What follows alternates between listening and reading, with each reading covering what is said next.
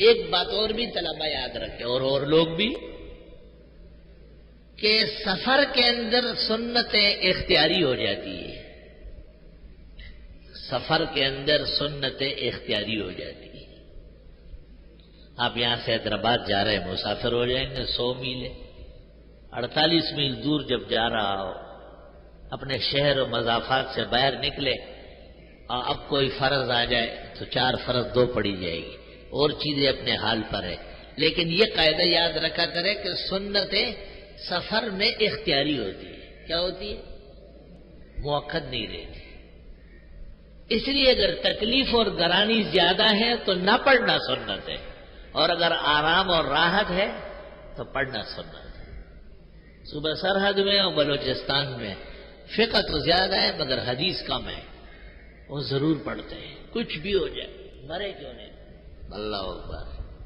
وہاں نہ پڑھنا 100 شہیدوں کا ثواب، وہاں کہے کہ نہ، آپ نے جو ضد و عناد اختیار کیا ہے یہ جائز نہیں۔ اور اس کے لیے مصنف عبد الرزاق میں ابن شہاب زہری کہتے ہیں کہ صحابہ سے مجھے یہ بات پہنچی ہے کہ وہ من السنن ترک السنن فی الاسفار، یہ بھی سنت ہے کہ سفر میں سنتیں نہ پڑھی جائے، بس فرائض بہت ہے، اللہ وہی قبول فرمائے۔